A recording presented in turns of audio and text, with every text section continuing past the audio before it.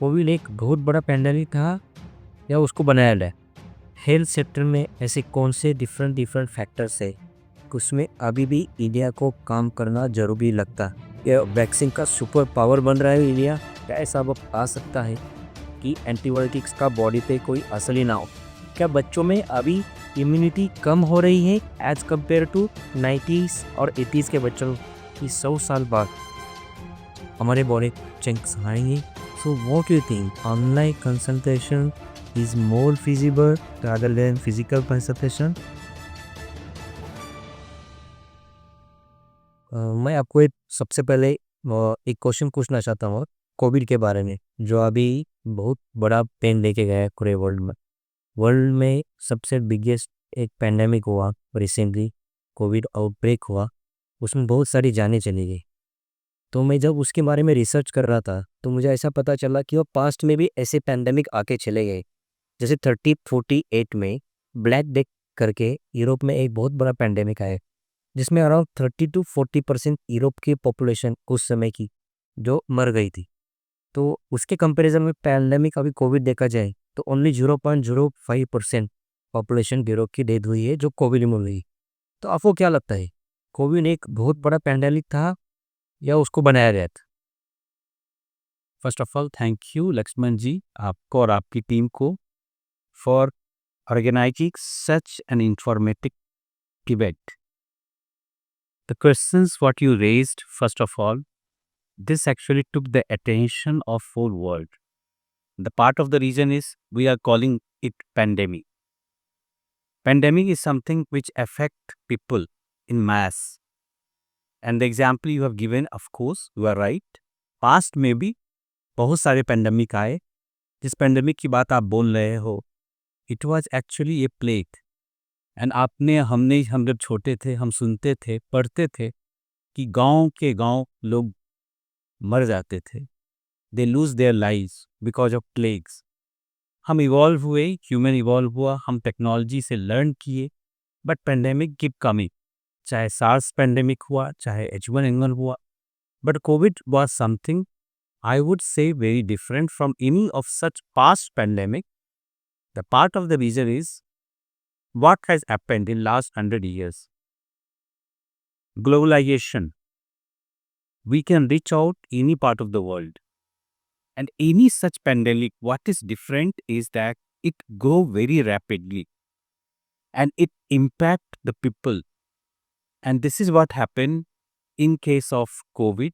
It was a global problem.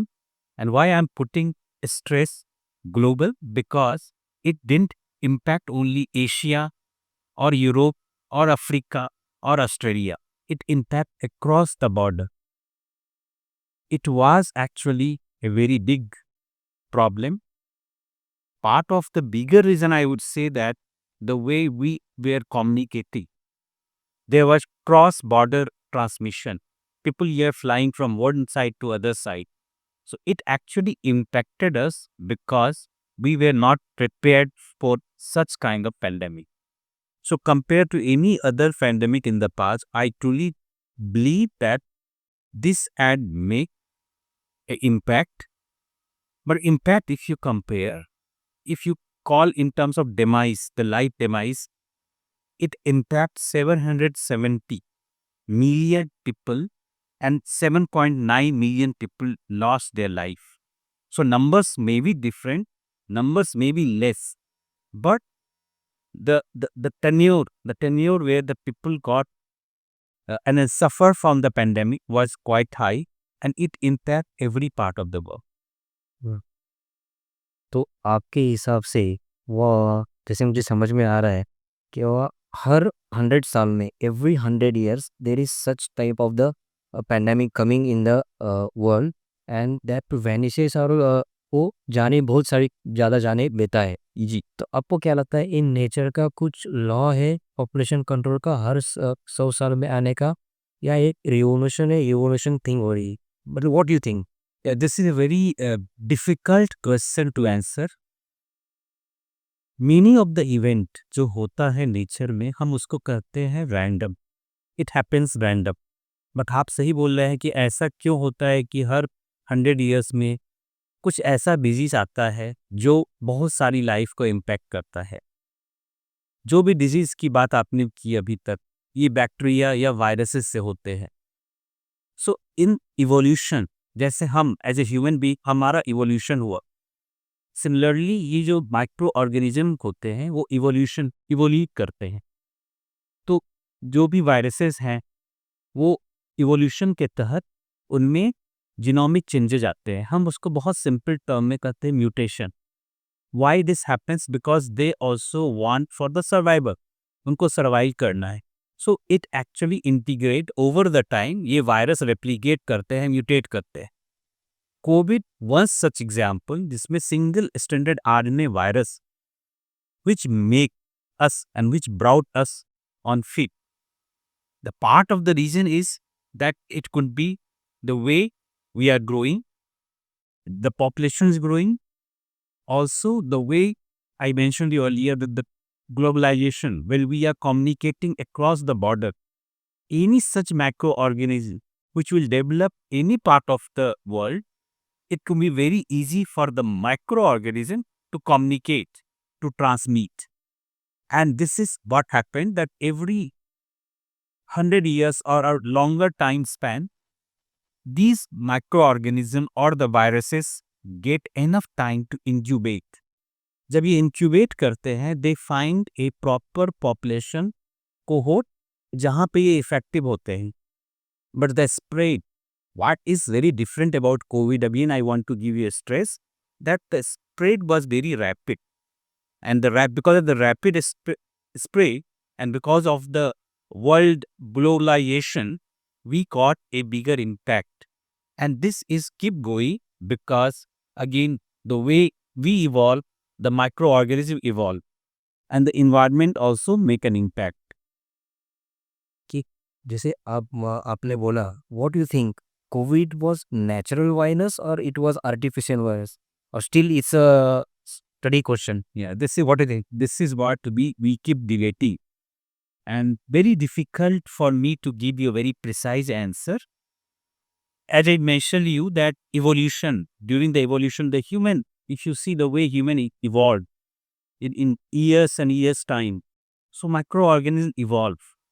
It could be random, it could be natural, and I would not make any comment that it was planned, it was done. It could be accidental also. Any part of the world, a lab is working, researchers are working. It may be accidental, but it's very difficult to make a precise comment that it was happened because of the overall evolution process or it happened because of any accident. Covid में जिस तरह से बहुत ज़्यादा medicines देके, injections देके patient को जिंदा रखा गया, तो उसके बारे में मुझे ये पूछना था कि कोविड के बाद ह्यूमन की इम्यूनिटी कम हो गई है या एज इट इज़ थी या बढ़ गई? क्या इफेक्ट हुआ है कोविड के बाद ह्यूमन इम्यूनिटी के ऊपर? ये बहुत ही रेलिवेंट क्वेश्चन आपने पूछा है and I think viewers should know what has happened actually. Yes, absolutely, after Covid हमारी इम्यूनिटी घटी है. द वे इट हैपेंस, कोई भी वायरस अगर अटैक करता है बॉडी को, एंड स्पेशली कोविड के केस में we call the term lymphopenia. Lymphopenia means the immune cells which are present in our body which attack to the microorganism or any foreign particle. कोई virus या bacteria हमारे body में आता है तो जो हमारे बॉडी का इम्यून सिस्टम है उसको अटैक करता है. There are three major immune cells: B cells, P cells, and NK cells. So B lymphocyte we call, T lymphocyte, and natural killer cells. Now, what happened in case of COVID? When the COVID virus attacked, it actually depleted the level of these cells. And this is where our immunity reduced. मतलब आपने जो बोला वो हमारे body में जो protection करने, body को प्रोटेक्शन करने वाली सेल्स जो है जी, उसका काम करने का जो प्रोसेस है उसको कम कर दिया वो ये वायरस ने कोविड के, इसीलिए immunity naturally after Covid human body में कम हो गई, reduce हो गई. So this could be one reason, and this is one of the reason. The second reason is what you might have realized. आपने देखा होगा कोविड का टेन्योर बहुत लंबा था. अगर आपके पास फीवर होता है, आप 7 दिन में, 10 दिन में, खांसी होती है, आप ठीक हो जाते हैं। But Covid we struggle for months and months. Now the body immune system got exhausted. जब हम थक जाते हैं चल के, जब हम वॉक करते हैं, आप छोटा वॉक करते हो, आप फ्रेश रहते हो, पर जैसे आप लंबी वॉक करते हो, आप थक जाते हो। नाउ इमेजिन दैट हमारे बॉडी के अंदर जो इम्यून सेल है, वो लगातार अंडर प्रेशर है, फाइट वो कर कंप्लीटली फाइट कर रहा है, एग्जॉस्ट कर गया। तो that is where it was another big trouble, big problem, that post Covid our immunity reduced because the immune system got exhausted. The third reason is, and this is also very important, during COVID, what has happened? Social distancing. And social distancing happened for a good reason. But during this tenure, just imagine during those 2 years time, many newborn baby जो कि born किए, now you have, or the society, or the scenario has separated them. हम mask लगा रहे थे, हम social distancing कर रहे थे, that was absolutely correct because that was needed. But during this tenure, what had also happened, that we were very protective environment. जबकि normal circumstances में हम बहुत एक्सपोज होते हैं, बहुत सारे बैक्टीरिया से एक्सपोज होते हैं, बच्चे रोड पे खेलते हैं, बच्चे दोस्तों के साथ खेलते हैं, तो they can pass the different kind of infection and your body immune system start working, they start learning. But during this 2 years time, what had happened, we were isolated. So we were compromising, the immune system didn't get exposure, the immune system where they would expose with the multiple microorganisms. So there are multiple factors over the time which actually decrease or diminish हमारे immune system. Covid के time पे ऐसा देखा गया है कि वह vaccine में भारत ने बहुत बड़ा काम किया। बहुत डेवलपिंग कंट्रीज़ को इंक्लूडिंग इंडिया में भी बहुत ज़्यादा तरह से उन्होंने वैक्सीनेशन दिया है। इंडिया ने पूरे वर्ल्ड को इंक्लूडिंग भारत। तो क्या लगता है ये वैक्सीन के वार में या वैक्सीन के इंडस्ट्री में इंडिया एक इमर्जिंग कंट्री बन रही है? क्या वैक्सीन का सुपर पावर बन रहा है India? What do think? Absolutely, they're very proud. We Indians stood very proud what has happened, and of course we are superpower. I give you very good example. हमने more than 2 billion doses बनाए, and we have supplied the vaccine to more than 100 countries. That is the power of the country and the power of the people, the power of the researchers, the power of the clinicians who came together in a very short span of time. That is very important also. जब हम Covid जैसे महामारी की बात करते हैं, बहुत छोटे समय में, 1 साल में हमने ट्रायल को एक्सपेडाइट किया, हमने वैक्सीन बनाया which really helped to save the life of billions of people. That means क्या इंडिया एक वैक्सीन सुपर पावर बन चुका है? जी, हम ऑफ कोर्स हम वैक्सीन सुपर पावर हैं, और over the time we learned, and आपको जान के बहुत आश्चर्य होगा that across the world we are supplier for more than 40% generic vaccine across the world we supply, and even in US almost 40% of generic vaccine India produces. And this is where we are working, the researcher across India, different labs are working day and night because we have the expertise. Health sector में ऐसे कौन से different factors है उसमें अभी भी India को काम करना जरूरी लगता है आपके हिसाब से?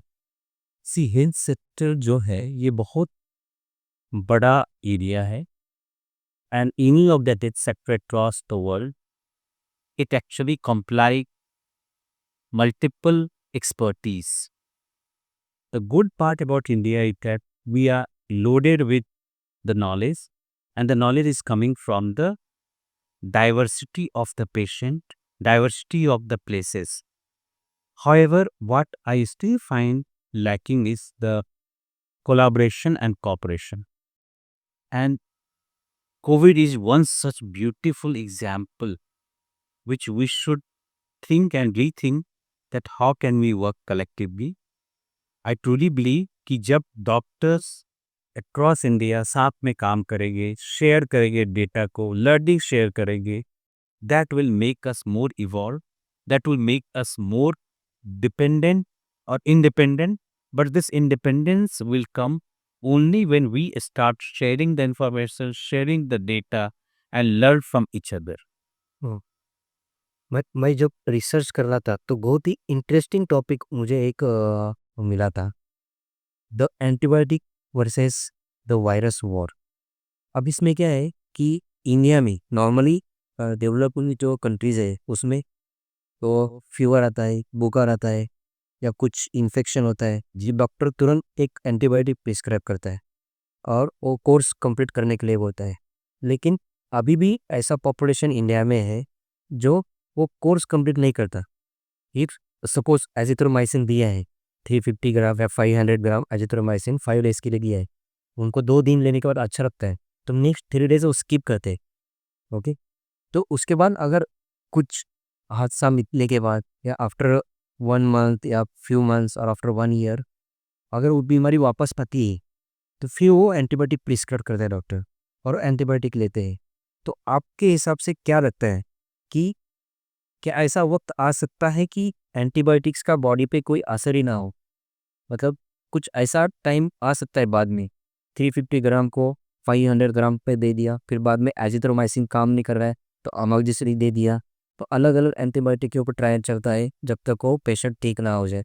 तो क्या लगता है कि एक वर्ल्ड में या इंडिया में ऐसी टाइम आ सकता है कि वह एंटीबायोटिक काम ही ना करे, बॉडी एंटीबायोटिक की तरफ रेजिस्टेंट हो जाए?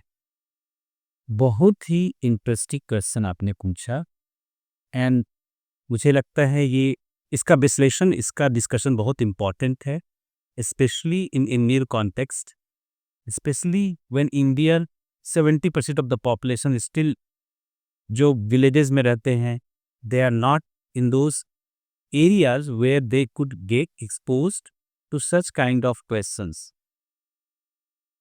जो आपने बोला कि हम इंडिया में रीयूज और मल्टीपल यूज ऑफ एंटीबायोटिक करते हैं, मैं बहुत सिंपल भाषा में बोलूँगा, this is called the miss use of antibiotic. And जब हमको समझ में आता है, और बहुत अच्छी तरह से आपने जो बोला कि हम 2 दिन में अगर तबीयत ठीक हो जाती है, हम एंटीबायोटिक का डोज पूरा नहीं करते हैं, this is a sin. And लोगों को समझना है क्यों ये इम्पोर्टेंट है। कोई भी एंटीबायोटिक जब दिया जाता है, जब कोई क्लिनिशियन प्रिस्क्राइब करता है, उसका एक रीज़न होता है। वो रीज़न होता है कि उसको कितने समय तक देना है, कितने डोजेज देने हैं। अगर हम उतने डोज नहीं देंगे, जो बैक्टीरिया, जो एंटीबायोटिक बैक्टीरिया को मारता है, किल करता है, वो आपके बैक्टीरिया जो है वो मार नहीं पाएगा। बैक्टीरिया को नहीं मार पाएगा तो कुछ बैक्टीरिया बच जाएंगे, जो माइक्रो ऑर्गेनिज्म है, जो आपको फीवर करते हैं, खांसी करते हैं, सर्दी करते हैं, उसको वो मार पूरी तरह से नहीं पाएगा। अब जब वो बैक्टीरिया ऑलरेडी एक्सपोज हो गया है उस एंटीबायोटिक से, तो वो उससे रेजिस्टेंट ले लेता है। और दोबारा जब आप उसी व्यक्ति को, उसी इंडिविजुअल को वो एंटीबायोटिक देंगे, तो बैक्टीरिया ऑलरेडी एक्सपोज है, उसको पता है कि मुझे ये खुराक मिला है, मुझे खाने में ये मिला है, तो वो तैयार है उससे लड़ने के लिए। सो टू थिंग्स बहुत इंपॉर्टेंट है, स्पेशली इंडियन पर्सपेक्टिव में, दैट हम बहुत मिसयूज नहीं करें। हर खांसी, हर सर्दी में हम तुरंत एंटीबायोटिक नहीं खाएं। अपने इम्यून सिस्टम को लड़ने दे। The human body, the architect is amazing. हमारे बॉडी में जो इम्यून सेल हैं, जब जो मैं बता रहा था आपको पहले, चाहे वो टी सेल्स हैं, बी सेल्स हैं, नेचुरल किलर सेल्स हैं, मैक्रोफेजेस हैं, these cells are equipped to fight against many such microorganism। उसको हम हिंदी में बोलते हैं फॉरेन पार्ट की, बाहर से कुछ आपके बॉडी में आया, उसको अटैक करके मारेगा।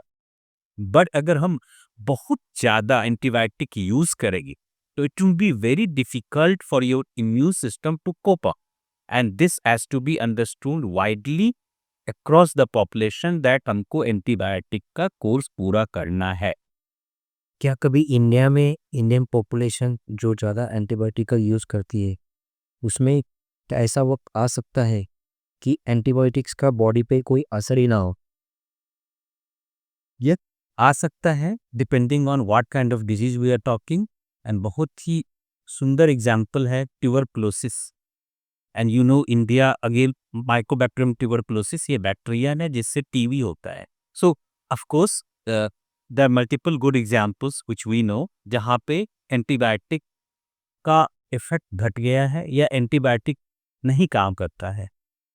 Tuberculosis is one such example, specially in Indian perspective, जहाँ पे हम एमॉक्स देते थे, आज हम मल्टीपल ड्रग देते हैं बिकॉज जो बैक्टीरिया है वो रेजिस्टेंट हो गया है बहुत सारे एंटीबायोटिक से।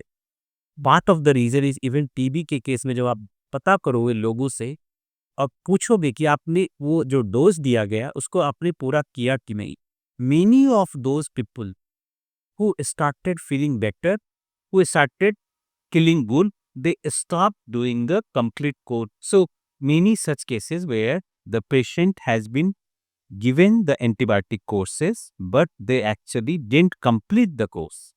Part of the reason is that the bacteria got resisted. अभी मैं जब आपका ये सुन रहा था, तब मुझे एक बहुत ही इंटरेस्टिंग टॉपिक मेरे दिमाग में आया कि जैसे हम बचपन में थे, इन आवर 80s और 90s, तब क्या होता था कि हम धूल मिट्टी में खेलते थे।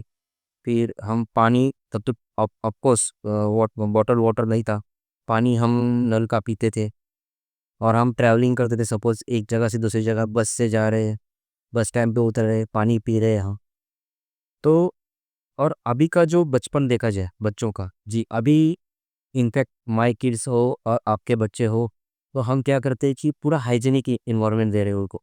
ज़्यादा धूल मिट्टी में बच्चे नहीं जा रहे, बच्चों को हमेशा हैंड वॉश करके खाना खा रहे हैं और उसको प्रमोट भी कर रहे हैं, which is one of the best thing. Yeah. तो अभी उसकी हिसाब से क्या लगता है कि अभी जो क्या बच्चों में अभी इम्यूनिटी कम हो रही है एज़ कंपेयर टू 90s और 80s के बच्चों की हिसाब से? तो क्या लगा होता, तो क्या बच्चों का बहुत हाइजीनिक रखने से उनकी इम्यूनिटी कम हो रही है? बहुत ही कॉन्ट्राडिक्टरी क्वेश्चन आपने पूछा है। To answer the first part of your question, yes, हम बच्चों को लेस एक्सपोजर कर रहे हैं।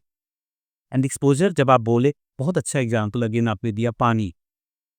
जब हम छोटे थे हमें पता नहीं था कि कोई बिसलरी नाम की चीज़ होती है, बॉटल नाम की चीज़ होती है। हम स्टेशन पे जाते थे, टैप ओपन करते थे, पानी हमें ले देते। ये हमने रिसेंटली देखा कि अब हम बॉटल वाटर पीते हैं। बच्चों को कहते हैं कि ये पानी पीना है, बर्न करके पानी पीते हैं। Part of the reason is that of course the micro organism grown, जो 30 साल पहले थे और 40 साल पहले थे, उतने सारे माइक्रो ऑर्गेनिज्म नहीं थे। तो इस बात की ये कदई मैं सहमत नहीं रहूँगा कि आप हाइजीन नहीं यूज़ करिए, आपको हाइजीनिक होना है बिकॉज़ वो सिनेरियो बदल गया, पॉपुलेशन ग्रो कर गया। 40 इयर्स का जो इंडियन पॉपुलेशन था, अभी डेंस पॉपुलेशन है। इस सिनेरियो में अगर आप बच्चों को सेम प्रैक्टिस फॉलो करने कहोगे, it may not be true, it may not be reliable. तो ज़्यादा हाइजीनिक रखने की वजह से बच्चों का इम्यूनिटी कम हो रहा है? Immunity is something very relative. आप ऐसे समझिए कि अगर आप इंडियन, कोई भी इंडियन जो विदेश में रहता है, अमेरिका में रहता है, वही इंडियन जब इंडिया में रिटर्न होता है, दे गेट सिक। जबकि वही इंसान जो बाहर रहता है, वो बहुत अच्छा हेल्थ उसका होता है। Well they come back India after 2 years time, they complain कि मुझे तो अच्छा नहीं लग रहा है, मेरे को लूज मोशन हो रहा है। क्यों हो रहा है?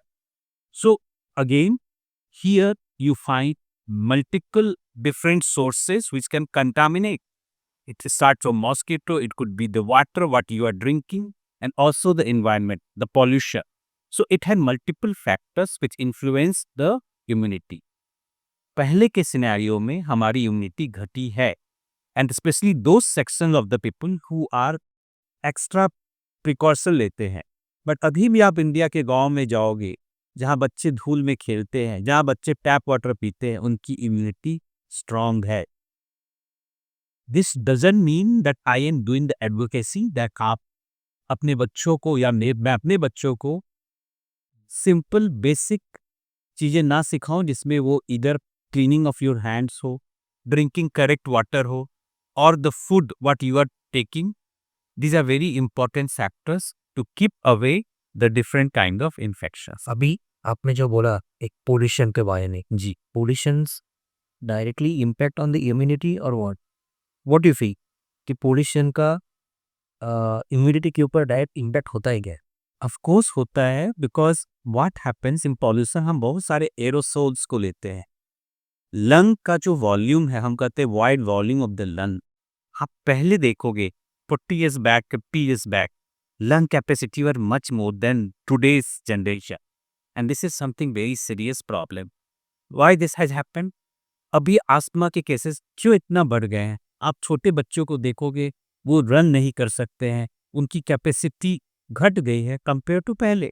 पहले हम वॉक करते थे। आप अगर अपने ग्रैंड पेरेंट्स को सोचोगे, वो मीलों चलते थे, बट हमारे पास आज स्कूटी है, बाइक है, मोटरसाइकिल है या कार है, तो वी आर कॉम्प्रोमाइजिंग। तो compromise of course pollution, pollution is impacting in every way. Either you can call it some other disease condition, or even it is impacting us in terms of the contamination or the infection we are carrying through the pollution. So that means somebody is living in the polluted city like Delhi. जी दिल्ली में रहने वाला आदमी जो है, उसका life and उसका immunity कम है एज कम्पेयर टू हिमालयाज में या उसके यहाँ पे जो रहने नेचुरल में रहने वाले जो लोग हैं उसके कंपैरिजन में। जी of course, and this is where you see now there's a trend when the people who are living in urban places, they want to make a break. वो कहते हैं कि हम ब्रेक में जाना चाहते हैं, हम हिमालय के ट्रिप करना चाहते हैं। The part of the reason is that you want to inhale the good oxygen, and you need pure oxygen. You do not want to inhale the contaminated AF. एक और एक टॉपिक के लिए आता हूँ जिसमें आप एक्सपर्ट हो, जी कैंसर एंड इट्स डायग्नोसिस में। अभी जैसे एक लेमैन है, हमारे जैसा कॉमन पर्सन है, वो कैंसर का नाम सुनते ही डर जाता है। जी so actually what is it? Cancer उतना डरावना है या cancer is a simple disease? What do you think? Cancer, मैं जब भी और जहाँ भी कहीं टॉक देने जाता हूँ, मैं जब कैंसर के बारे में बोलता हूँ तो मैं ये ज़रूर बोलता हूँ कि cancer is just like a pandemic. The way we have seen in last 10 to 20 years, the number of cases, इतने केसेस बढ़ गए, और आज कोई ऐसी फैमिली नहीं है जिसमें लोग ये नहीं बोलेंगे कि मेरी फैमिली भी या मेरे फ्रेंड में आई डू नॉट नो और I know somebody who is suffering from cancer. So cancer is actually devastating, and what had been predicted that by 2050 almost 77% surge of cancer cases. Oh, so why means India में इतना ज़्यादा cancer क्यों बढ़ रहा है? जी 30% of world population, if you see, the India or Indians are inhaling some or other form of tobacco, and I can keep telling you multiple factors which actually influence. We were just discussing about the pollution. Now it had been published, and there is a clear evidence that the pollution causes lung cancer. Similarly, the food intake, the kind of food we are taking. If you take any vegetable, fruits आप लाते हो, they are highly treated with different kind of pesticides. So you are taking pesticides. The meals you are drinking, these meals again, it has loaded with antibiotic. अभी आप resistance के बारे में पूछ रहे थे कि रेजिस्टेंस क्यों होता है। जो आपके एनिमल्स होते हैं उसको आप एंटीबायोटिक देते हो, उसी मिल्क को आप पीते हो, तो आप अपने अंदर वो बैक्टीरिया ला रहे हो जो रेजिस्टेंट हो गया है। And this is a very serious problem. The way cancer cases are increasing because our life style it's send, we are just sitting, exercise, minimal exercise.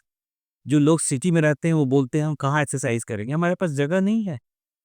आप मुंबई जाइए, आप दिल्ली जाइए, किसी भी मेट्रोपॉलिटन सिटी में जाइए, there is no such areas where kids can go and play. So now we are more used to the technology. हम iPhone पे बैठे हैं, वी स्टार्टेड टॉकिंग, हम घंटों बात करते हैं, तो you are getting expose to the different kind of wave. So this rays को आप इनटेक करते हैं। We keeping the mobile phone always in the pocket, but we never realise कि ये मोबाइल फोन जो आप रखे हो अपने पास, ये लगातार रेडिएशन दे रहा है, and this radiation can impact the fertility of a man और ए वुमेन. सो आपका कहना है कि हमेशा मोबाइल जेब में रखना ये भी घातक है, बात है, और it's not good for the fertility of the man. Yeah, absolutely. Now, if you see the data, the many of the men they are oligospermic. हम कहते हैं उनका sperm count कम हो गया है compared to 100 years back. And why this has happened? आप बच्चे जब जैसे छोटे बच्चे आज 2 साल के बच्चे they play with mobile. So we are exposing them. आप आई साइट का प्रॉब्लम बोलोगे. आप याद करो खुद वो टाइम जब आपके ग्रैंड पेरेंट्स और पेरेंट्स जो कि विदाउट स्पेक्स रहते थे. आज हम आप देखो 70% 80% किड्स वो चश्मा पहन रहे हैं, स्पेक्स पहन रहे हैं. तो we are getting expose to the technology, but at the same time we are misusing the technology. तो क्या लगता है आपके हिसाब से, can mobile cause cancer? Again see, हम जब रिसर्चर हैं, we are always driven by data.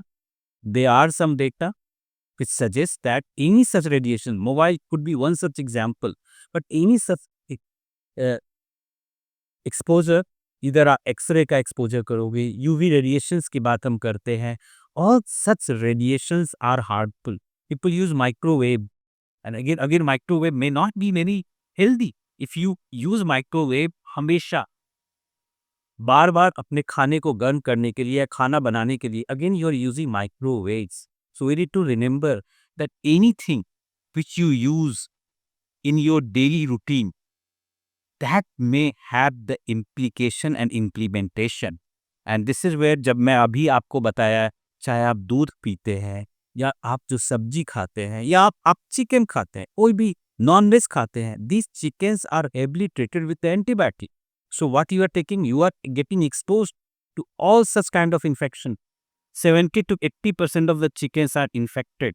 This is well known fact, but we are intaking those infection in the body. तो चिकन या नॉनवेज जो पकाते हैं उसको हम एक सर्टेन लेवल पे बॉईल करते हैं जी. तो बॉईल करने के बाद एंटीबायोटिक रहता है, जैसे मिल्क में भी, मिल्क में आपने बोला कि एंटीबायोटिक्स को इन्फेस्ट करके मिल्क में आया है, तो उनको बॉईल करने के बाद एंटीबायोटिक उसमें रहता है या चला जाता है? सो दो तरह के बैक्टीरिया होते हैं, एक हम कहते हैं थर्मोफिलिक, दूसरे बैक्टीरिया होते हैं जो थर्मोफोबिक होते हैं.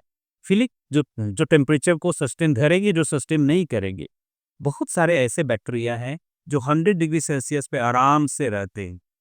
So you can only kill those bacteria जो हम सोचते हैं, हमारा खौफ होता है कि हम तो खाना गर्म करके खा रहे हैं. Not necessarily you are able to kill every micro organism present in the food और मिल्क और ई सच ड्रिंक्स. तो अभी मुझे एक क्वेश्चन दिमाग में आया, जैसे आजकल एक फैड बढ़ रहा है कि डिजिटल वॉचेस आ रहे, जी. फिटबिट के आ रहे या अलग अलग कंपनीज के आज. तो ये डिजिटल वॉचेस का जो ट्रेंड है, जी. Can digital watches can cause the cancer और they be harmful to the brain? See, this is very small what we are trying to talk about the digital or the mobile. I think there's much bigger scope. Mobile can impact, radiation can impact, but this is all relative. When I told कि relative term है कि हम relatively क्या हम avoid कर सकते हैं, cancer में क्या हो सकता है. ये कैंसर होता है जो हेरिडेटरी होता है, जो पुश्त दर पुश्त, जैसे हम बोलते हैं कि अगर किसी की मदर को है, फादर को है, ग्रैंडफादर को है, वही जो डीएनए म्यूटेशन हो गया वो बार बार वो पास करता है ऑफस्प्रिंग में, बच्चों में, उसको हम हेरिडिटरी कहते हैं और वो कैंसर रहता है.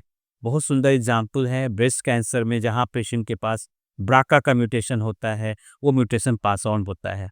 लेकिन जो हम सोमेटिक म्यूटेशन करते हैं विच गेट एक्सपोज्ड, आप चाहे रेडिएशन से एक्सपोज्ड हो, चाहे आप फूड से एक्सपोज्ड हो या आपके लाइफ स्टाइल से हो. So what happens over the time, we are expose to many more things, and this is the bigger challenge, bigger problem. When we stop doing exercise, we stop getting exposed to good thing, but we are getting exposed to adulterated. एक term मैं use करता हूँ adulterated, because जो food intake हम करते हैं, और बहुत सुंदर एग्जाम्पल मैं देता हूँ. पंजाब पंजाब हमारा एक स्टेट है जहाँ पे हम कहते हैं agriculturally they are very rich, but you would be very surprise to know that Punjab में एक कैंसर ट्रेन चलती है.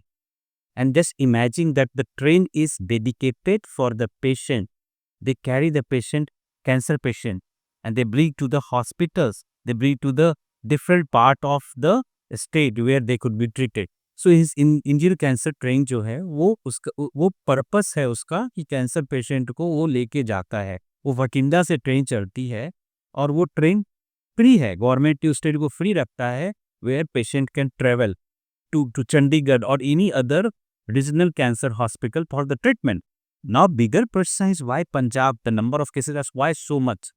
Part the reason is that this particular state where the agriculturally very rich, but at the same time, the farmers maybe lack of knowledge or maybe we are not very serious. The kind of exposure they are doing with the fertilizer, that fertilizers are impacting the food, the intake food what we eat.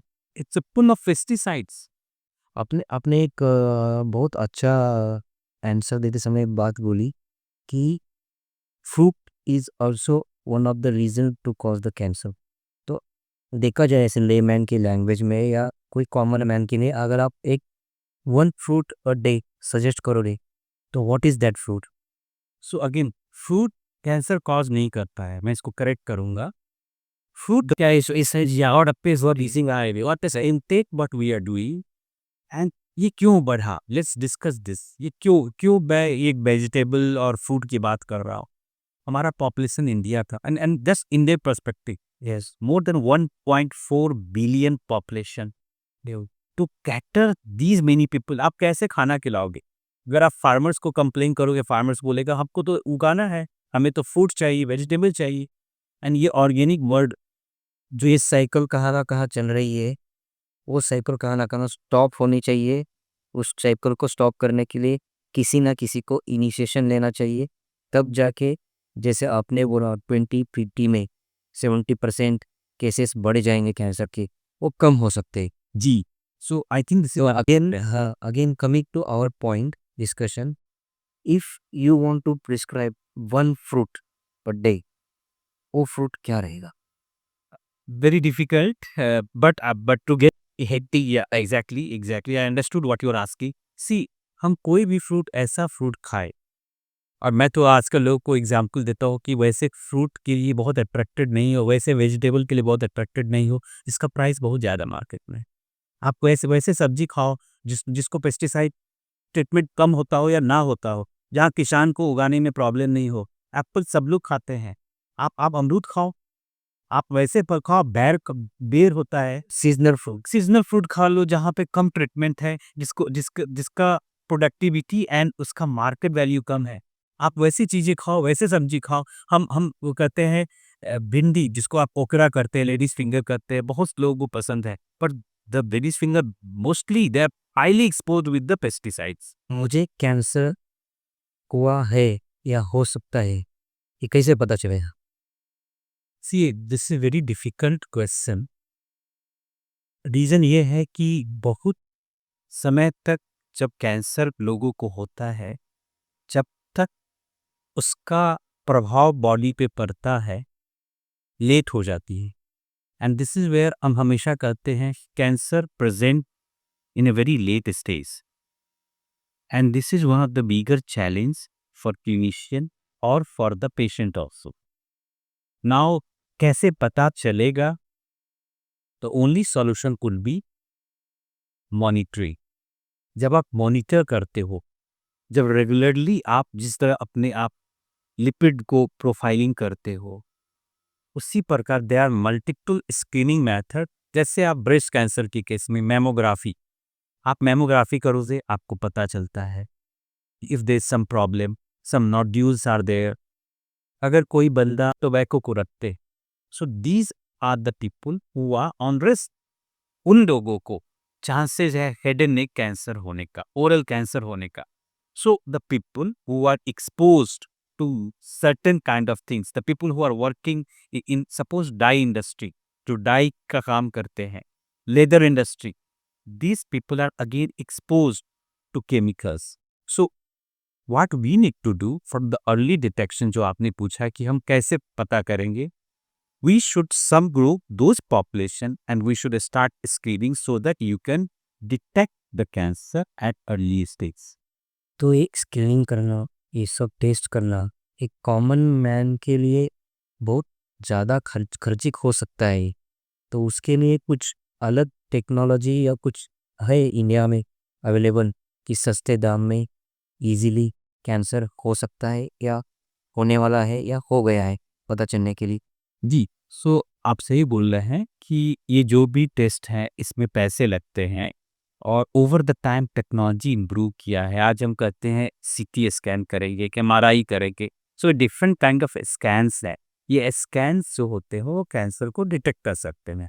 So they are multiple biomarker जो मैं बता रहा था, जो urine के based biomarker है, blood based biomarker है। ये बायोमार्कर की खर्च बहुत ज़्यादा नहीं है।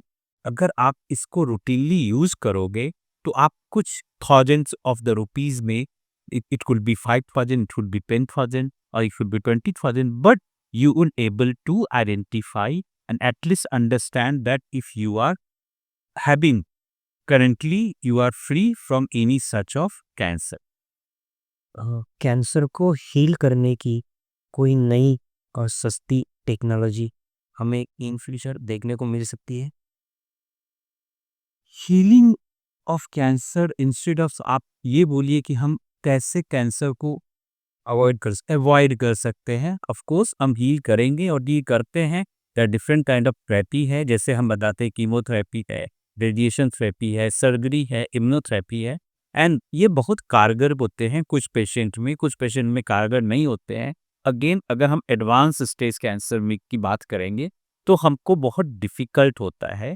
बट आप early stage and this is where we are pushing and we are actually concentrating our effort that early stage cancer को आप कैसे डिटेक्ट करेंगे। वो कुछ अच्छा एग्जाम्पल मैं देना चाहता हूँ। एक टर्म हम यूज करते हैं, liquid biopsy. Liquid biopsy is different from biopsy. और बायोप्सी आप में से बहुत लोग को समझ में आता होगा। बायोप्सी एक ऐसा प्रोसेस है जिसको सर्जिकली आप टिश्यू को निकालेंगे बॉडी से, उसको बायोप्सी कहते हैं। You may need to admission, you need to get an admission, you need to go through the surgery, small surgery. But biopsy sample को हम इम्यूनोहिस्टोकेमिस्ट्री करते हैं। In a very simple word, हम उसको देखते हैं माइक्रोस्कोप के अंदर कि जो बायोप्सी सैंपल है वो कैंसर सेल है कि नहीं। लिक्विड बायोप्सी एक ऐसी मेथड है, ऐसा टेक्नोलॉजी है, ऐसा revolution I would say in the cancer field, जिसमें आपको टिश्यू के जगह पे आप ब्लड से सिमिलर काइंड ऑफ इंफॉर्मेशन मिलेगा। जो ब्लड में कैंसर सेल्स जाते हैं वो कैंसर सेल्स को हम ट्रैक करते हैं और उस कैंसर सेल्स को अगेन हम अंडर द माइक्रोस्कोप देखते हैं कि अगर ये आदमी या एक इंसान को कैंसर सेल्स ब्लड में प्रेजेंट है कि नहीं। So this is what the technology has given in the technology has empowered us so that we can detect the cancer and monitor the cancer in an early stage. मैं एक research कर रहा था इसी के बारे में, कैंसर के बारे में। सो आई केम अक्रॉस वन टॉपिक कि कैंसर वैक्सीन क्या है? वो है अवेलेबल अभी या इन फ्यूचर आने वाली? What you think, what is a cancer vaccine? या सो वैक्सीन था, जो वैक्सीन हम यूज़ करते हैं जब हम जन्म लेते हैं, हम वैक्सीन से एक्सपोज होते हैं।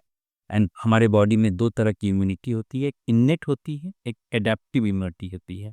इन्नेट जो हम बॉर्न करते हैं, हमारे सलाइवा में जो इम्यूनिटी है, जो जो जो एंटीबॉडीज़ हैं वो इन्नेट इम्यूनिटी देती है, उसको हम कहते हैं आईजीए एंटीबॉडी। उसी प्रकार ब्लड में आईजीजी एंटीबॉडी होता है। मदर से फिटस जब बच्चे बॉर्न होते हैं तो मदर से फिटस में आईजीए एंटीबॉडी जाता है जो हाइड करता है। एडॉप्टिव जो हम एक्सपोज करते हैं, हम जब कोई वैक्सीन लेते हैं या कोई हम टीका लेते हैं तो अपने इम्यून सिस्टम को एक्टिवेट करते हैं ताकि वो फाइट करे किसी भी डिजीज से। जब कैंसर वैक्सीन की बात हम करते हैं तो कैंसर वैक्सीन में हम ट्राई टू आइडेंटिफाई करते हैं कि हम कुछ ऐसा डेवलप करें जो कैंसर के अगेंस्ट फाइट करे। Now cancer is a very complex disease. हम कहते हैं कैंसर को जेनेटिक डिजीज। जब डीएनए में कोई म्यूटेशन हो जाता है, बॉडी का जो सिस्टम है वो उसको रिपेयर नहीं कर पाता है। से हम कैंसर सेल को एपोप्टोसिस हम मार नहीं पाते हैं, बट कि cancer cells over the time grow करता है। और ये अनकंट्रोल्ड ग्रोथ हम कहते हैं। What is cancer? It is uncontrolled growth of the cell. This is called cancer. Now cancer vaccine will give us the liberty. The cancer vaccine will give us and we cancer vaccine could actually provide us in another tool to fight against the cancer. Now this vaccine, the cancer vaccine, when we talk, this vaccine could be developed as a DNA vaccine, it could be RNA vaccine or a protein based vaccine. There are multiple clinical trials are going across the world. Some of the cancer vaccine which are already in use, patient को दिया जा रहा है. So it is in trial process or अभी it's in market? Some of the vaccines are available. बहुत सुंदर example आपको होगा जो सर्वाइकल कैंसर के बारे में हम बोल रहे हैं। सो सर्वाइकल कैंसर के वैक्सीन जो कि ऑलरेडी अवेलेबल है मार्केट में एंड उसको दिया जाता है, लोग यूज़ करते हैं।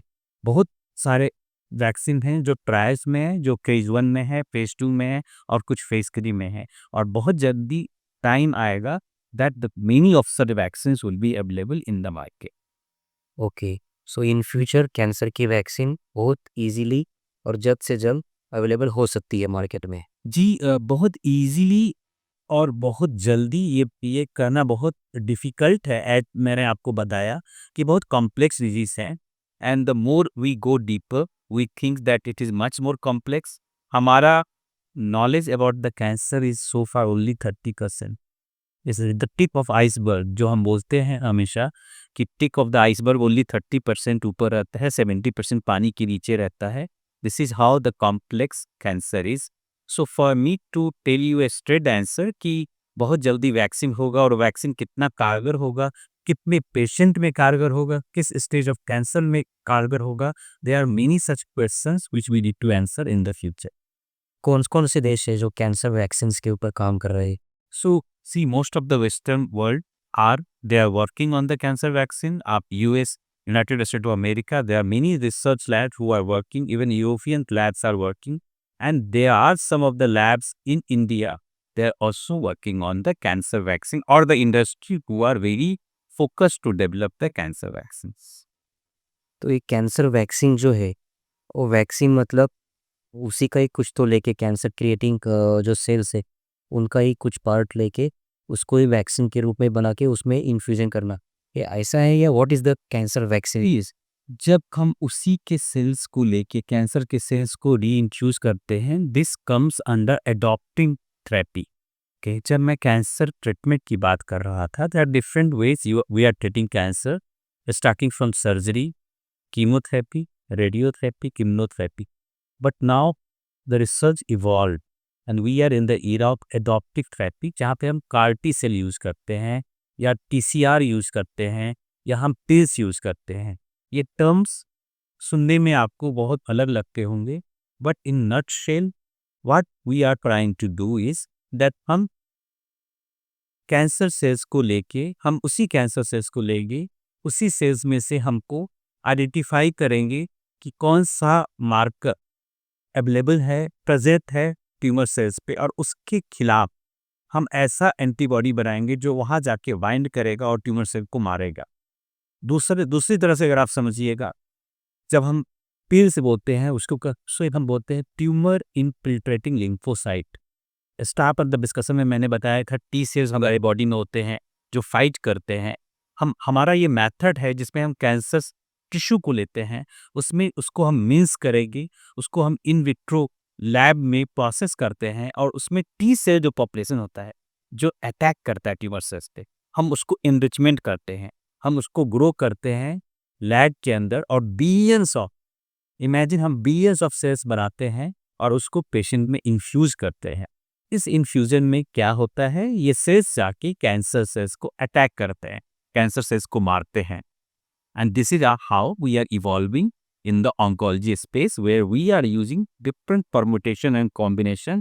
Either it is treated in combination with chemotherapy, immunotherapy, targeted therapy, or complete adoptive therapy. So which is the best way? Depending on the cancer type, depending on the cancer stage, very difficult we always call it as a clinical language. Some of the patient are responding, some of the patient may not respond to the same treatment. And this is where we call it responder to the treatment, non-responder to the treatment. Some of them are super responder. We call that this patient and beautifully responded to the treatment, and they have the much bigger and longer survival depending on the genetic makeup. मैंने बहुत बार ऐसा देखा है, जो भी patients cancer का treatment लेते हैं, उनमें हेयर फॉल बहुत जल्दी होता है और वीकनेस बहुत जल्दी आती है। जी, what is the reason for that? So बहुत सिंपल है, आप कोई भी एंटीबायोटिक लेते हो, जो कैंसर पेशेंट का पहला लाइन ऑफ ट्रीटमेंट होता है, वो कीमोथेरेपी होता है। कीमोथेरेपी जब आप लेते हो, इट्स लाइक ए एंटीबायोटिक। आप कोई भी अब अगर आप एमॉक्सिसिलिन लेते हो, एमॉक्सिसिलिन में बहुत लोग कंप्लेंट करेंगे कि उनको लूज मोशन होता है। So every antibiotic has its impact. And loose motion क्यों होता है? क्योंकि जो आप एंटीबायोटिक लेते हैं, आपके पेट में जो अच्छे बैक्टीरिया है उसको भी मार देता है। जो आपके पेट के अंदर का जो पीएच है, जो मेंटेन करता है अच्छे bacteria, it actually kill everything.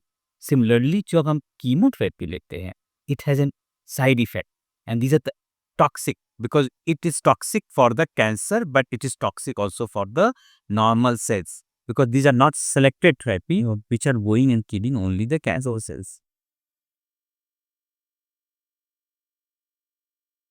और एक क्वेश्चन पूछना चाहता हूँ मैं, इंडियन डॉक्टर्स या अदर डॉक्टर्स कौन ज़्यादा इंटेलिजेंट है?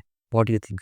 Yeah, this is something very interesting question, and I'm sitting in India. I am an Indian scientist, so I would definitely tell that okay, Indian scientists or Indian doctors are very brighter. It doesn't mean कि I am just neglifying the effort and impact of the doctors from abroad, or the scientists or the researchers who are doing amazing work outside India. The only thing which give us edge, जो हमको edge देता है compared to the doctors who are practicing in US or Europe, the kind of patient, the diversity of the patient, and the number of patients they are treating in India, that is a big asset. This is a big strength for Indian doctors, because they treat and they get exposed to the disease in multiple forms, multiple types, and with multiple scenario. And India, as you know, it's a very diverse country. If you go to north part of India, south part of India, middle east of the India, you would find every region has some typical elite. Every region has the different kind of habit and habitat, different kind of food, what they intake. So the disease pathology keep changing, the kind of exposure, the kind of environment.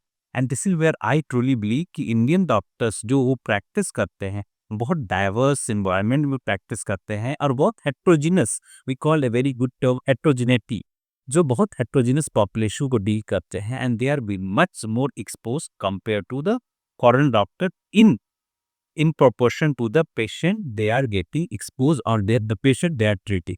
Okay, इसका मतलब India में जो doctors है उनको अलग अलग disease के patients को ट्रीट करने का अनुभव जो ज़्यादा है, जिसके हिसाब से इंडियन डॉक्टर्स जो है they are like more intelligent और they are like more experienced rather than other country doctors, because they are getting more exposure to the different diseases in India. It is kind of that they are more exposed, they are dealing with many patients every day, so they are knowing the disease pathology and the symptom and the treatment, and they may have much more experience treating the patient. Okay okay. अभी जो एक question मेरे दिमाग में आया था कि अभी अभी जो ट्रेंड चल रहा है कि like since last may be after Covid और ड्यूरिंग कोविड पैंडेमिक ईरा, अब एक ट्रेंड चल रहा है कि ऑनलाइन कंसल्टेशन जो ट्रेंड चल रहा है। So what you think, online consultation is more feasible rather than physical consultation? What is your opinion? Yeah, this is, I think that this is one such area which actually got transformed. Pre-COVID हमें पता शायद नहीं था कि online और virtual platform इतना strong हो सकता है।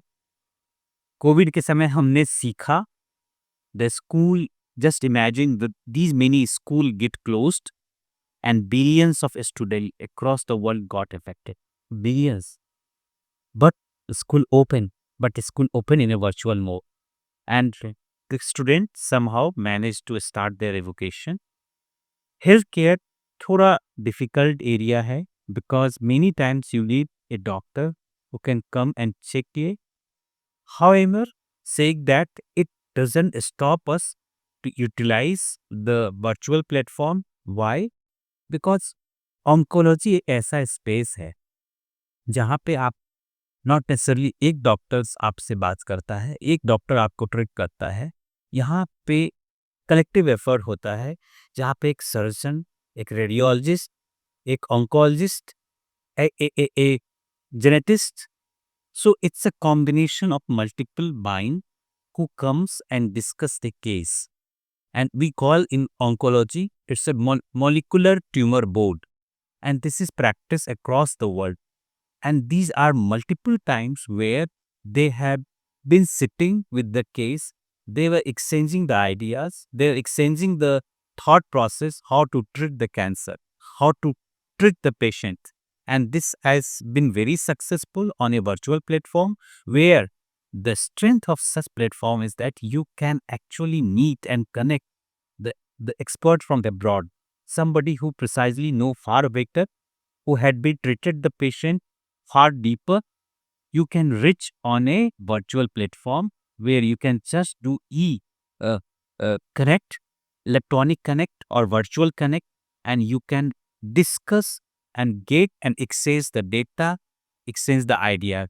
So I would not say that it is not giving us a strength, but it is actually supporting in multiple cases where you can leverage the platform and you can learn and you can actually get better opinion for treating the patient.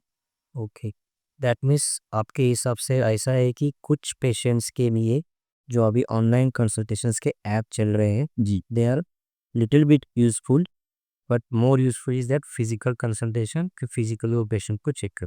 yeah, I mean, depending on the disease, it is where you may need to visit physically or you may not need to visit physically, just uploading the report and your doctor can see the report, they can come up with the answer. मुझे एक question आया दिमाग में, Darwin's theory जो है उसमें ऐसा बोला गया है कि किसी भी ह्यूमन बीइंग की या किसी भी क्रिएचर की लाइफ जो है इवोल्यूशन के हिसाब से वो चेंज होती रहती है। तो आपको क्या लगता है कि 100 साल बाद हमारे बॉडी में कुछ चेंजेस आएंगे या हमारी बॉडी की 100 साल बाद कुछ और हो जाएगी? बहुत इंटरेस्टिंग क्वेश्चन है, and as we know we evolve over the time, we are evolving. अगर आप जनरेशन टू जनरेशन देखेंगे 100 साल पहले और 50 साल पहले, depending on the environment, depending on the exposure, definitely 100 साल बाद जो इंसान होगा उसमें बहुत सारी चेंजेस होंगे। ये चेंजेस क्या होंगे, दैट इज वेरी इंपॉर्टेंट। हमें 100 साल बाद बॉडी में कैसे चेंजेस देखने को मिल सकते हैं? जी, व्हाट यू हैव रियलाइज्ड, और हम सभी रियलाइज करते हैं कि लास्ट 20 ईयर्स में क्या हुआ। एक बात तो पक्की है कि लास्ट 20 ईयर्स में हमारा जो टाइम स्पेंडिंग है विथ मोबाइल और स्क्रीन वो बढ़ गया। Now imagine that next 100 years when somebody sitting and spending most of the time in front of camera, in front of screen, in front of mobile app or phone, what will happen? Your shoulders. So I would predict that जो shoulders होंगे, so 100 साल बाद लोग जो होंगे वो बहुत flat हो सकता है। Neck, just imagine the neck direction, हम नेक को रोटेट करते थे, आज आपका रोटेशन नेक का कम हो गया, और ये सारे physical changes which we can predict can happen, that your neck में भी थोड़ा सा टॉलर हो जाएंगे। वी प्रेडिक्ट दैट जो आने वाले 100 साल के लोग बाद जो होंगे बच्चे वो ज़्यादा टॉलर होंगे। एट द सेम टाइम हम टेक्नोलॉजी पे बहुत ज़्यादा ट्रस्ट करने लगे, हम लेथार्जिक हो गए, हम बैठे कोच पे और हम we actually want everything happen, तो हम किस पे रिलाई करते हैं? हम गूगल पे रिलाई करते हैं। हमको अगर म्यूजिक बजाना है, अगर हमें कोई नंबर चाहिए तो हम एलेक्सा के पास जाते हैं, बोलते हैं आप ये नंबर पे कॉल करो, तो व्हाट वुड हैपन? शायद हमारा जो मेमोरी बैक ऑफ माइंड था वो नहीं रह पाएगा जो आने वाली जनरेशन्स हैं। हम हैंड राइटिंग लिखते थे, वो कल्चर शायद 100 साल के बाद जो बच्चे होंगे, उनको पता नहीं होगा कि हैंड राइटिंग भी कोई चीज़ होती है। हम अच्छा हैंड राइटिंग में लिखेंगे, तो हम वो स्किल यूज़ करेंगे। हमारा जो फिजिकल एक्टिविटी है ओवर द टाइम घटेगा। What will happen? जो लोग होंगे उनका बोन जो है वीक हो जाएगा। हम air conditions we started living in complete air condition life. This was not happening 100 years back. लोग पहले भी जी रहे थे और अच्छा जी रहे थे। आज हम अपने आप को कंफर्ट में रखते हैं और जितना कंफर्ट में रखते हैं, it would impact your bone mass. आपका बोन मैस कम जाएगा। लोग पहले इतना स्ट्रांग नहीं होंगे। आप आने वाले जनरेशन को कहो 5 किलोमीटर चलने, देखो आपके बच्चे कितना कंपेयर करेंगे। बट आप इमेजिन करो 100 years बैक और just 50 years back, they used to walk miles and miles. So there would be multiple scenario I would predict that आने वाला जो human है, because we would be depending on the technology. However, it could have another impact. Positive side क्या हो सकता है? That the people will be more precise. It's a tremendous amount of information they can see. वो हमारे पास नहीं था। हमें पढ़ने के लिए लाइब्रेरी जाना होता था। हमारे टाइम कम होते थे। हम किसी सिटी को विजिट करने के लिए ट्रेन में 4 दिन तक बैठ के ट्रेन में जाते थे। हम एक आर्टिकल को लिखने के लिए हम टाइपराइटर यूज़ करते थे। So now excess of information, so everything has two side of it. The 100 years, post 100 years, I could not only say that these are the only negative thing could happen, but the positive thing could also happen where people may be more precise. People will be more creative because they have tremendous amount of information lying and they can do multiple innovation which can make them more comfort. And one thing definitely I would like to put attention, जो आने वाले human होंगे उनका longevity बढ़ेगा, वो ज़्यादा जिएंगे। आज हम जब एवरेज लाइफ बताते हैं 65, 70 और 80, शायद 100 साल के बाद जो लोग होंगे वो 120 ईयर्स के, because they would learn many things what need to be do, what you don't do, and this kind of experience will make them to give a longer life span too. ठीक। अभी इससे related एक question मेरे दिमाग में है। जब हम साई-फाई मूवीज़ देखते हैं, बहुत सारे हॉलीवुड मूवीज़ जो आजकल साइंटिफिकली बन रहे हैं, साइंस के ऊपर। लोगों को उस साई-फाई मूवीज़ में देखते लोगों को अमृत या फिर ऐसे सीरम के लिए झगड़ते हुए जिससे वो अमर हो जाएँगे। साई-फाई मूवीज़ में आजकल यही चल रहा है कि कोई तो एक सीरम रहता है या अमृत है, उसको लेने के बाद वो अमर हो जाता है। So what you think, immortality व अमर होना प्रैक्टिकली पॉसिबल है या फ्यूचर में हो सकता है? मतलब इमॉर्टैलिटी या अमर होना ये प्रैक्टिकली पॉसिबल है क्या? जी, या फ्यूचर में ऐसा हो सकता है क्या? नहीं, ये एक फैलेसी है जो हम सोचते हैं। इसका बहुत सिंपल एग्जाम्पल है, जो बॉर्न हुआ उसको डिमाइस होना है। आप कुछ भी बनाते हो तो उसका एक लाइफ स्पैन होता है। आप अगर बोलोगे कि मैंने आयरन रॉड बनाया, आयरन रॉड में भी रस्टिक होता है। Everything has to go and it has to follow the lifespan. Human body where the complexity, and when we talk about the cancer, हम अब हमेशा लोगों को ये बोलते रहे कि if you will not die with any other disease, one day you will die with cancer. It's very clear. Why? Because जितनी लंबी आप जियोगे, आपका बॉडी का सेल उतना डिवाइड करेगा। उस डिवीजन के समय सेल्स भी एग्जॉस्ट हो जाएगा। आपके बॉडी में जो डीएनए रिपेयर एंजाइम है एग्जॉस्टेड हो जाएगा। वहाँ गलतियाँ होंगी और जब गलतियाँ होंगी तो it will come up with a disease, and this disease part of we are discussing for last 1 hour, cancer. So ये कंप्लीट फैलेसी है कि हम मॉर्टैलिटी की ओर जाएंगे या human race will come who will not never die. ऐसा नहीं होगा। सिर्फ लाइफ स्पैन बढ़ सकता है। लाइफ स्पैन बढ़ सकता है। That is where I keep yes. bracing you that हम because of the knowledge, because of the understanding, because of the technology, we can avoid many such mistake जो पहले हम करते थे, वो शायद हम नहीं करेंगे। जी। और एक क्वेश्चन मेरे दिमाग में चल रहा है जैसे आजकल एआई का ज़माना चला है, from last couple of years देखा जाए तो पहले हम कोई भी चीज़ लिखते थे, ऐसे लिखते थे, तो उसके लिए टाइम कंज्यूमिंग था। तो अभी तुरंत फ्रैक्शन ऑफ सेकंड में चैट जीपीटी में कुछ टॉपिक डाल रहे हैं, उसका तुरंत एक ऐसे लिख के आ रहा है।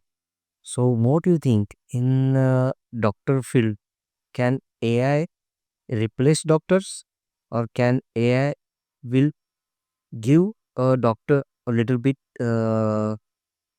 कुछ compromising thing देता है?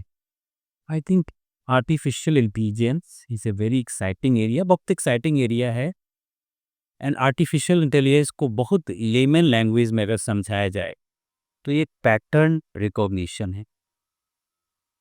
मल्टीपल सेट ऑफ डेटा अगर आपके पास आता है तो कंप्यूटर एक पैटर्न को रिकॉग्नाइज कर लेता है। एंड कैंसर में या मेडिकल फील्ड में इसका यूज हो रहा है और होगा। Part of the reason is where it gives us an edge, यहाँ एरर का चांसेस कम होगा। अगर हम एक पेशेंट का स्लाइड देखते हैं माइक्रोस्कोप के अंदर, and if me as a pathologist sitting and looking दो slides 20 hours, I may miss out something. But artificial intelligence जिसको पता है, जिसको बताया गया है कि what is a tumour cell look like, it can catch those without fail, because it's a computer. इसको हमने डिजाइन किया है, इसको हमने एल्गोरिदम बनाया है to identify this particular set of disease, this particular set of cells. So this is going to be really helpful.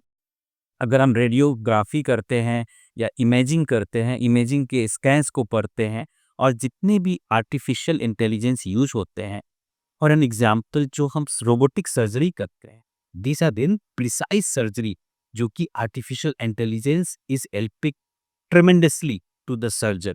So I would again say that this kind of innovation is revolutionizing the medical field as well.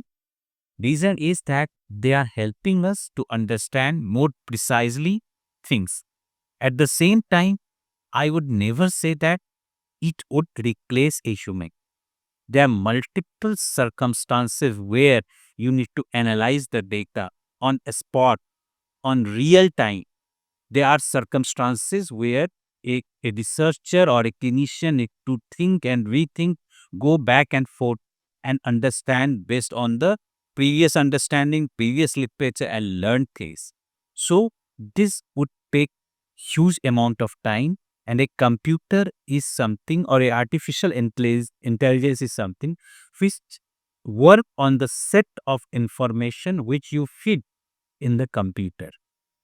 It has a bright future. It could definitely assist a clinician or a researcher to cut down the time, to bring the efficacy, but replacing a human is far-fetched. अभी आपने एक बहुत ही अच्छा word बोला था कि robotic surgery. जी सो क्या लगता है robotic surgery is feasible, 100% feasible, और वो अच्छा काम कर रही है? जी जी many times, and there are very good results are coming where robotic surgery for many such cancers or many such surgeries, they do very precise. And again आप as a human जब आप करते हो, आप सीजर लेके करते हो, आप स्कोप से देख के करते हो, but you may make some mistake. But when you train a computer going much deeper and detailly and going in every piece of the body and dissecting it and trying to find the inappropriate part or inappropriate cells, they can do hard precise work. And some of those cancers, for example, bladder cancer में हम बहुत use करते हैं, जहाँ पे हम cystoscopy करते हैं। आज बहुत सारे जो सर्जरी हैं वो रोबोटिक बेस्ड हैं, and it has a very very encouraging results.